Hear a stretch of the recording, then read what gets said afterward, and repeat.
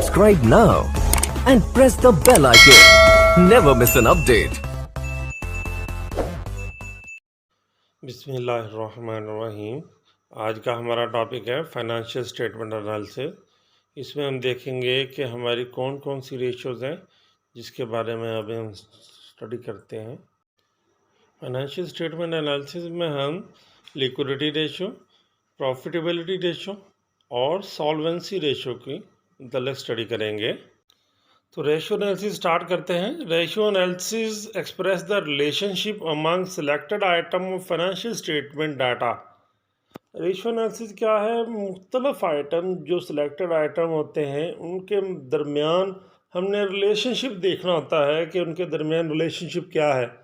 इसको हम ratio analysis कहते हैं। इसमें तीन तरह के एनालिसिस आते हैं, लिक्विडिटी रेशियो और प्रॉफिटेबिलिटी और सॉल्वेंसी। लिक्विडिटी क्या है? Measure short term ability of the company to pay its maturing obligation and to meet expected needs of for cash flow। कि फर्म की शॉर्ट टर्म एबिलिटी क्या है कि वो अपने डेट पे कर सके और उससे कैश ले सके। फर्म के कितने डेट हैं और उनके कितनी जो है वो इनकम के या कैश आने के ऑब्लिगेशन के मतलब क्या उनकी रेशो होगी, वो हम लिक्विडिटी में देखते हैं। फर्म की डेट को पे करने की एबिलिटी क्या है, क्योंकि जो भी फर्म कर्ज़ा लेती है उसमें इंटरेस्ट भी पे करना होता है।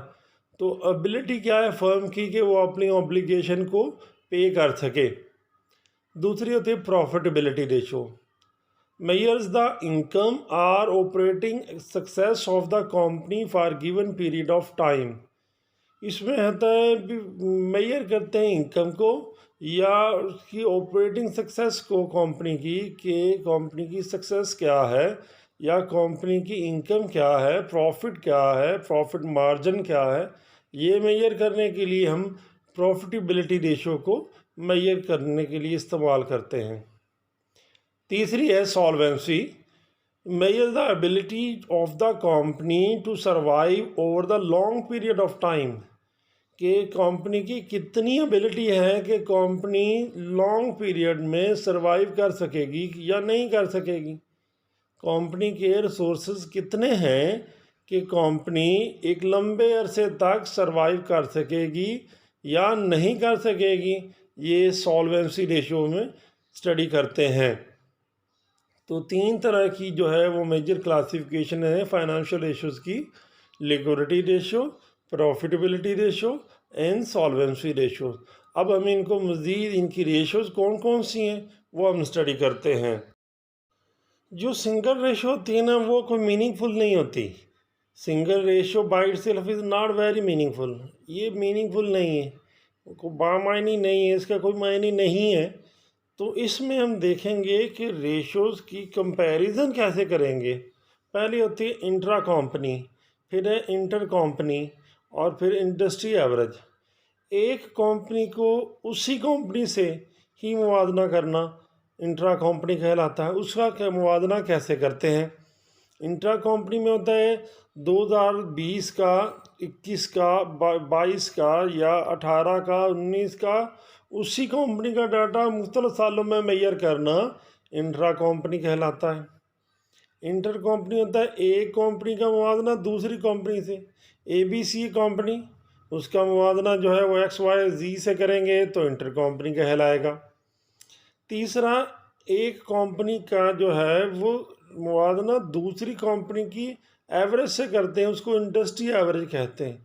ये तमाम जितनी भी और फर्म्स हैं उनकी एवरेज निकाल लें। एवरेज निकालने के बाद जो कंपैरिजन करना, ताकि देखना कि एवरेज जो है इंडस्ट्री की उससे हमारी कंपनी कहाँ पे लाई करती है, तो ये इंडस्ट्री एवरेज कहलाती। इस तरह से जो कंपैरिजन है वो तीन तरह का बनता है। फर्म का अपने से ही मुकाबला करना, वो इंट्रा कंपनी है। एक फर्म का दूसरी फर्मों के साथ, कंपनी के साथ मुवाजना करना इंटर कंपनी कहलाता है। और third one is average, industry average, जो एक कंपनी का पूरी इंडस्ट्री से मुवाजना करना इंडस्ट्री एवरेज कहलाता है। और अब बयान करते हैं liquidity ratio. measures the short-term ability of the firm to pay its maturing obligation to meet expected need for cash। कि किसी भी फर्म को या कंपनी को अपनी ऑब्लिगेशन, अपनी जिम्मेदारियां पूरी करने के लिए कितने कैश की ज़रूरत है, कितना उनको कैश चाहिए ताकि वो अपनी ऑब्लिगेशन को मीट कर सकें, ये लिक्विडिटी रेशियो में हम देखते हैं। इसमें short term creditors such as bankers and suppliers are particularly interested in accessing liquidity. Short term जो क्रेडिटर होते हैं ना, जैसे बैंकर्स हैं या सप्लायर्स हैं, ख़ास तौर पर ये देख रहे होते हैं आपकी लिक्विडिटी कितनी है। और इन रेशियोज में हम करंट रेशियो मेजर करते हैं, एसेट टेस्ट रेशियो मेजर करते हैं, रिसीवेबल टर्नओवर और इन्वेंट्री टर्नओवर। इसके अलावा एक और रेशियो होती है कैश रेशियो, वो भी हम इसी में मेजर करते हैं। अब इनको हम देखते हैं बारी बारी कि रेशियो जो है ये मेजर करने का इसका क्या फार्मूला है। तो सबसे पहले आता है करंट रेशियो। करंट रेशियो का फार्मूला है current assets over current liabilities. Current assets क्या हैं? करंट एसेट्स वो एसेट्स हैं जो एक साल में हम कैश में कन्वर्ट कर सकते हैं, जैसे कैश है, बैंक है, अकाउंट रिसीवेबल हैं। और करंट लायबिलिटीज़ एक साल के अंदर अंदर जो हमने ऑब्लिगेशन पे करनी है वो करंट लायबिलिटीज़ कहलाती हैं। हमने दिया हुआ है हमें, तो करंट एसेट और करंट लायबिलिटीज़ को डिवाइड करें तो इसका आता है आंसर 2.96। 2.96 और इस 1 का मतलब क्या है कि ratio of 2.96 ratio 1 means that every dollar of current liability quality or has 2.96 of current asset। कि अगर $1 हमारी करंट लायबिलिटीज है ना, तो $1 के मुकाबले में हमारे करंट एसेट कितने हैं? 2.96। मतलब हमारे एसेट बेहतर हैं, 2 गुना ज़्यादा है, क्योंकि ये 2.96 हैं, वो 1 है। तो इसका मतलब क्या हुआ कि फ़र्म के पास कैश काफ़ी ज़्यादा पड़ा हुआ है, जिससे वो अपनी ऑब्लिगेशन को इस साल बड़ी आसानी से मीट कर सकती हैं। और ये रेशियो का बेहतर होना फ़र्म के लिए बहुत ज़्यादा अच्छा है, क्योंकि जितना कैश कंपनी के पास होगा, कंपनी उतनी ही अपनी जल्दी से ऑब्लिगेशन जो है वो मीट कर सकेंगी। इस वजह से जो है कंपनी का करंट रेशियो का बेहतर होना, 1 से ज़्यादा होना जो है वो बेहतर है। लेकिन यहाँ पे 2.96 है, तो 2.96 और ज़्यादा बेहतर है। अब देखते हैं हम एसेट टेस्ट रेशियो का। हमारे पास 2006 और 7 का डाटा आपके साथ सामने गिवन है। तो cash, short term investment, receivable, inventory, prepaid expense दिए हुए हैं। इसमें इसी डाटा को सामने रखते हुए अब हम एसेट टेस्ट रेशियो निकालेंगे। हमारे पास करंट जो एसेट्स हैं वो 10,20,000 हैं, और इसमें से हम देखेंगे कि एसेट टेस्ट रेशियो हम इस जो है डाटा से कैसे फाइंड आउट करते हैं। अब हम निकालते हैं एसेट टेस्ट रेशियो। तो ये फार्मूला है जी एसेट टेस्ट रेशियो का, cash plus short term investment plus receivable net. या हम कर सकते हैं current assets minus inventories. Current assets से इन्वेंट्रीज माइनस करें तब भी हम निकाल सकते हैं एसेट टेस्ट रेशियो, लेकिन उसको डिवाइड करना पड़ेगा करंट लायबिलिटीज़ पे। तो पिछली जो है वो स्लाइड में मैं आपको दिखा रहा था इसका डाटा। तो कैश, इन्वेस्टमेंट और रिसीवेबल का डाटा हमने पुट किया और डिवाइडेड बाय करंट लायबिलिटीज़, तो ये आता है 1.02। 1.02 का क्या मतलब है? 1.02 का मतलब है कि आपके पास जो कैश है या आपके पास जो शॉर्ट टर्म इन्वेस्टमेंट है वो अच्छे हैं, बेहतर हैं, क्योंकि बनिस्बत अगर देखे जाए करंट लायबिलिटीज़ पे, तो करंट लायबिलिटीज़ जो है वो 1 है। तो जितने फर्म के एसेट टेस्ट रेशियो जितनी 1 से ज़्यादा होगी, वो किसी भी फर्म के लिए बेहतर होती है। उसके बाद आती है रिसीवेबल टर्नओवर। रिसीवेबल टर्न का फार्मूला होता है net credit sale divided by average net receivable. तो जितनी सेल दी होगी, सेल को हम डिवाइड करेंगे रिसीवेबल्स पे। रिसीवेबल अगर तो एक दिया है, एक ही साल का दिया है, फ़र्ज़ करें 2007 का ही दिया होता, तो वही हमारा नेट रिसीवेबल होते, एवरेज नेट रिसीवेबल होते। लेकिन अगर हमें 2 साल का डाटा दिया हुआ है, जैसे इस एग्जांपल में हमने पिछली स्लाइड में देखा भी था, 2 साल का डाटा दिया हो, तो दोनों सालों के रिसीवेबल जमा करेंगे, दोनों सालों के रिसीवेबल जमा करके 2 पे डिवाइड करेंगे। इस तरह से हमारे पास रिसीवेबल टर्नओवर आएगा। तो नेट क्रेडिट सेल को डिवाइड करेंगे एवरेज नेट रिसीवेबल पे, तो हम निकाल सकते हैं रिसीवेबल टर्नओवर। तो रिसीवेबल टर्नओवर आया 10.2। तो इसका क्या मतलब है? It measures the number of time and average the company collect receivable during the period. तो ये हमें बताता है कि 10 दफ़ा फर्म एवरेज जो है वो अपने रिसीवेबल से कैश कलेक्ट करती है। तो जितना ज़्यादा होगा ये फ़र्म का उतना अच्छा साइन है, कि क्योंकि फ़र्म जितने ज़्यादा दफ़ा जो है वो अपने कस्टमर से पैसे लेगी, कैश लेगी, तो फर्म के लिए है उतनी उसकी डेट पेइंग एबिलिटी बढ़ती जाएगी, उसकी ज़िम्मेदारियों को अदा करने की सलाहियत जो है वो इंक्रीज़ हो जाएगी, बढ़ जाएगी, जिससे उसके पास ज़्यादा कैश आएगा। तो ये हमें बताता है कि फ़र्म कितनी दफ़ा जो है वो 1 साल के दौरान रिसीवेबल से कलेक्ट करती है। और अब हम देखते हैं average collection period. Average collection period क्या है? A variant the receivable turnover ratio is to convert it to average collection period in the term of days। जो एवरेज कलेक्शन पीरियड हमने निकाला है, हम इसको मेजर करना चाहते हैं डेज़ में, कि कितने दिन बाद जो है वो कोई भी हमें कस्टमर या रिसीवेबल हमें कैश देता है। तो इसका फार्मूला है 365 days divided by average collection period. Average collection period हमने पिछली स्लाइड में निकाला था 10.2। तो 365 डेज़ को 10.2 टाइम पे डिवाइड कर दें तो 35.78 डेज आता है। इसका क्या मतलब है? इसका मतलब है this means that receivable are collected on average every 36 days, कि एवरेज जो है 36 दिन बाद जो है वो हमारे रिसीवेबल हमें कैश दे देते हैं। तो ये जितने डेज कम होंगे उतना साइन आपके लिए अच्छा है, कि आप कैश पे करने के लिए जो आपने पे करना होता है अपने सप्लायर को या अदर जो स्टेक होल्डर को, उनको आपके पास जितना ज़्यादा कैश होगा उतना आपके लिए अच्छा है।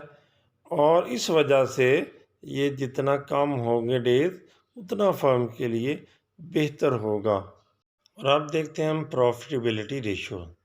प्रॉफिटेबिलिटी रेशियो क्या है? मेजर्स द इनकम और operating success of the company for a given period of time, कि कंपनी की इनकम या ऑपरेटिंग सक्सेस कितनी है।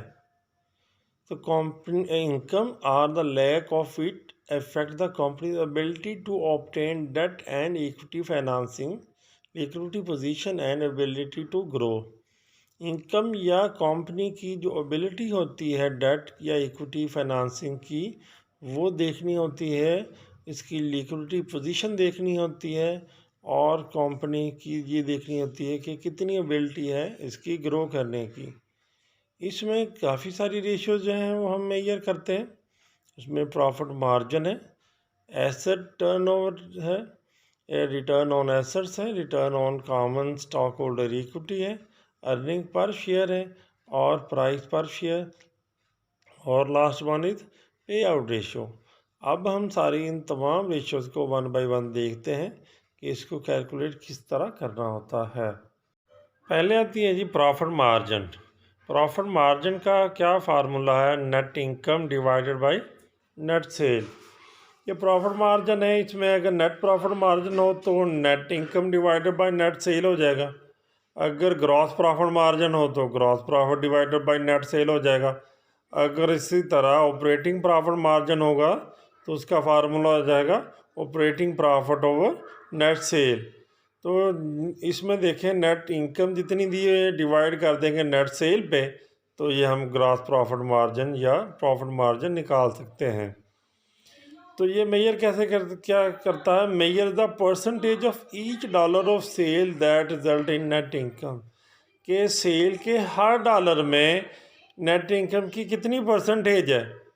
या आप अगर $1 सेल करते हैं तो उसकी नेट इनकम उसके लिहाज से कितनी परसेंटेज है नेट इनकम की। तो हमने इसमें देखा 12.6% आती है ग्रॉस प्रॉफिट मार्जिन की, मतलब कि हर सेल के हर डॉलर में नेट इनकम जो है वो 12.6% आएगी। देखते हैं एसेट टर्नओवर। एसेट टर्नओवर का फार्मूला होता है net cell divided by average asset. अगर तो 1 साल के एसेट दिए होंगे तो वही एवरेज एसेट होंगे। अगर लेकिन सम टाइम डाटा 2 साल का दिया होता है तो दोनों सालों के एसेट को जमा करेंगे और 2 पे डिवाइड करेंगे। इस तरह से हम निकालेंगे। ये एग्जांपल में आप देख सकते हैं कि 2 साल का डाटा दिया था, 2 साल के डाटे को जमा किया, तो फिर जो है वो हमने एवरेज एसेट निकाले। एवरेज एसेट को जो है वो नेट सेल को डिवाइड करेंगे एवरेज एसेट पे, तो एसेट टर्नओवर फाइंड कर सकते हैं। और ये मेजर क्या करता है? Measures how efficiently company uses its asset to generate sale.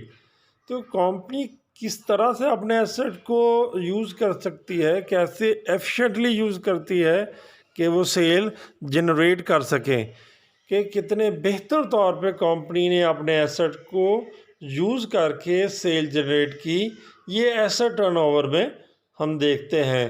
तो इसमें एग्जांपल में 1.22 टाइम आता है कि आपने एसेट को कितना यूज़ किया है, 1.22 टाइम आपने इतना यूज़ किया। ये जितना ज़्यादा होता जाएगा इसका मतलब है उतना आपका ये टर्नओवर अच्छा होगा। अगर आपका ये कम आता जाएगा तो इसका मतलब ये होता है कि आपने अपने एसेट को अच्छी तरह इसको यूज़ नहीं कर सके, जिसकी वजह से सेल आपकी कम होगी। और अब हम देखेंगे कि रिटर्न ऑन एसेट को कैसे फाइंड करना है। रिटर्न ऑन एसेट को फार्मूला है फाइंड करने का net income divided by average assets. इसमें भी 2 साल का अगर एसेट्स दिए होंगे तो दोनों को जमा करेंगे, जैसा कि एग्जांपल में दिखाया जा रहा है। दोनों को जमा किया और 2 पे डिवाइड कर दिया है, और नेट इनकम जितनी होगी आपकी, नेट इनकम को एवरेज एसेट पे डिवाइड कर देंगे तो रिटर्न ऑन एसेट आ जाएगा। जैसे कि एग्जांपल में दिखाया जा रहा है कि 15.4% है। लेकिन ये मेजर क्या करता है? Overall measure of profitability. Profitability overall measure ये करता है रिटर्न ऑन एसेट, कि हमने जो एसेट हैं उनको किस तरह से कितने यूज़ करें, कितनी एफिशिएंसी से यूज़ करें कि उससे हम बेहतर नेट इनकम कमा सकें। जितना ये ज़्यादा होगा उतना ही ये कंपनी के लिए बेहतर होगा।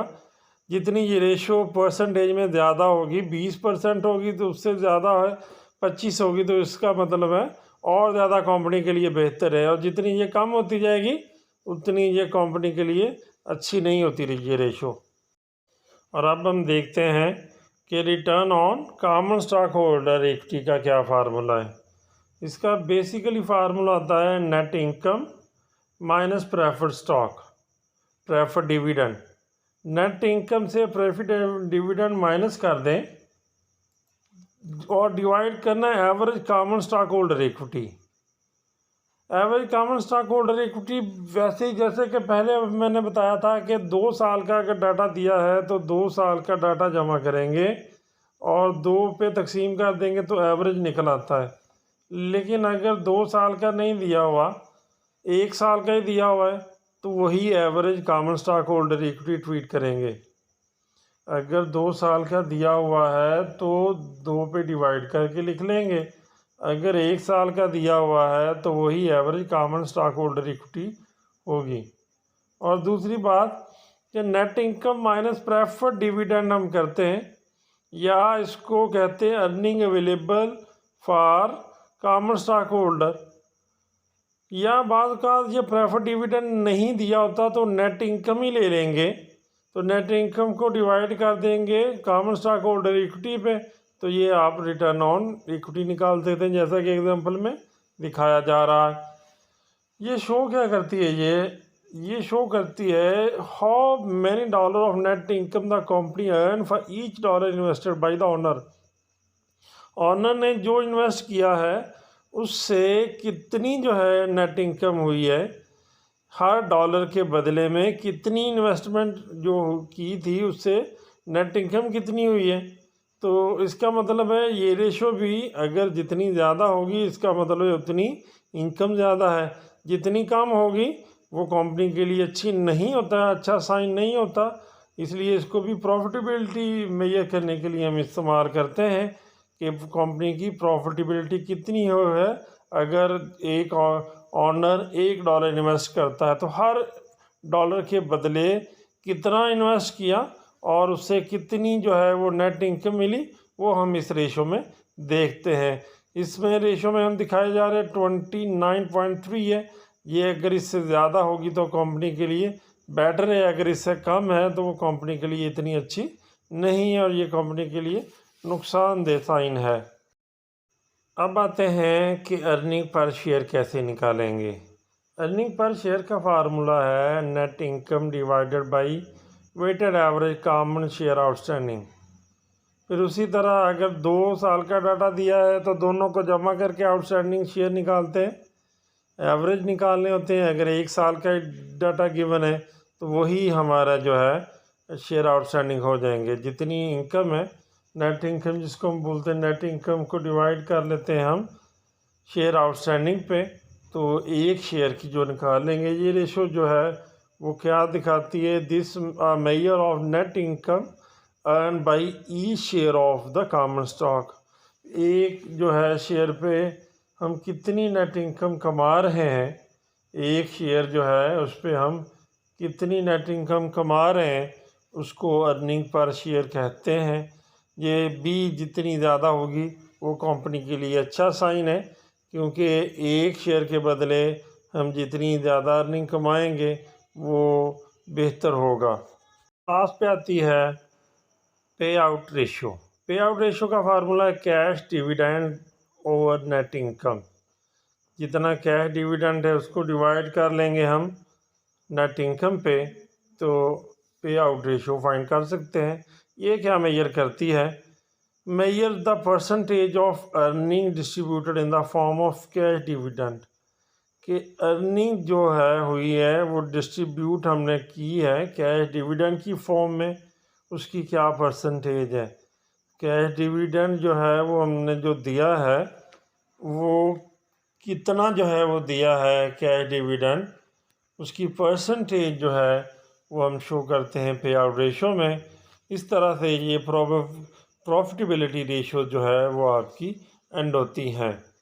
अब हम देखते हैं कि वर्टिकल एनालिसिस क्या होता है। इनकम स्टेटमेंट आपके सामने दी हुई है, सेल दी हुई है, उसकी जो है सेल अलाउंसेस है, नेट सेल है। इसमें क्या होता है कि जितनी भी ये आइटम है, सेल है, सेल रिटर्न है, कॉस्ट ऑफ गुड सोल्ड है, इसको नेट सेल पे हम डिवाइड करते जाते हैं तो ये परसेंटेज आती जाती है।